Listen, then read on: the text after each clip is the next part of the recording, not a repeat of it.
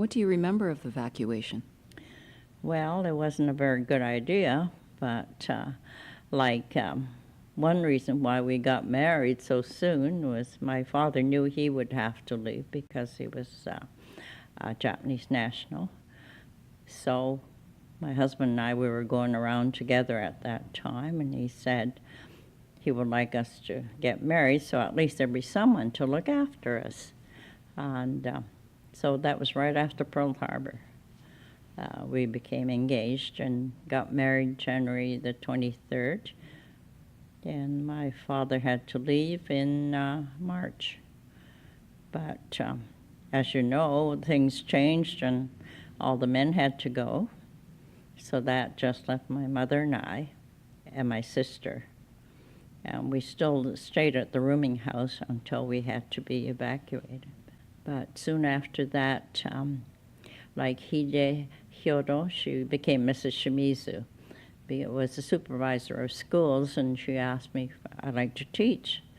Well, it had never dawned on me to teach anybody, but she gave me a choice of grade 3 or grade 1. So I says, well, okay, I'll take grade 3. And she says, oh, no, you'll take grade 1. That was Hide. And it was a wonderful experience. And what happened to your Vancouver properties? Well, my father had this, what they called a block. He had a hotel, and there was a restaurant underneath and a couple of barber shops. But all that, he had to sell for pittance because, the government said they would look after it, but there wasn't much chance of that. So you actually were married before the war started, or just as the war was starting, before the evacuation? We were married in January, and then, by March, everybody was moving out, and so we thought, well, we better get rid of everything that we could because we couldn't take it with us. And so we had to sell our furniture. And the wedding cards are still in the drawers and that. And the people that came to buy the furniture, they started to cry to see this, that we had to leave all this behind us. But there was no way of getting around it. So I'm sure it happened to a lot of other people. But So you were reunited with your husband at Slocan, and is that when you started your family? Well, I was already pregnant when we left Vancouver. That was in about August. So the baby wasn't quite developed, but I guess the harsh winter and the situation. Could you describe family life in Slocan, in an internment camp? In Slocan? Well, everybody was in the same boat, So there wasn't this competition of who had more or less.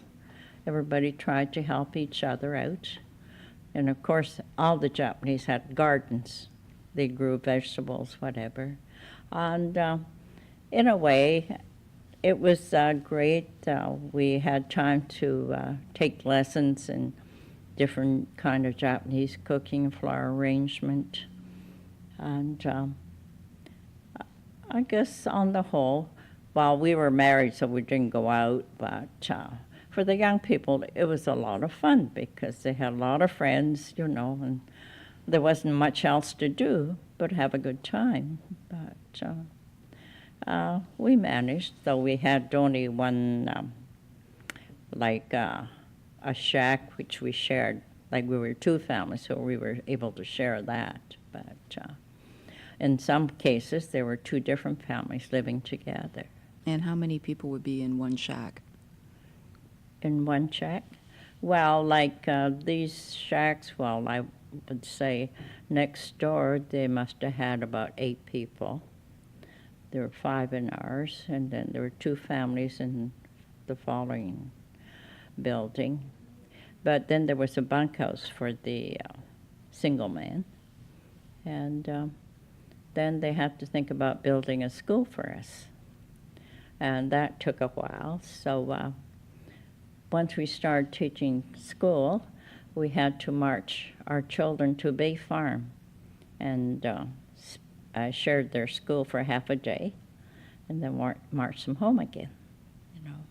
Sometimes I had grade 1 classes, so sometimes we sit under the apple tree and have fun, or else go walking in the woods, pick apples, you know. But the children are great. They wanted to learn so much. Now, a lot of these families had come from a Japanese community, so the children didn't speak English. But that didn't seem to hinder them.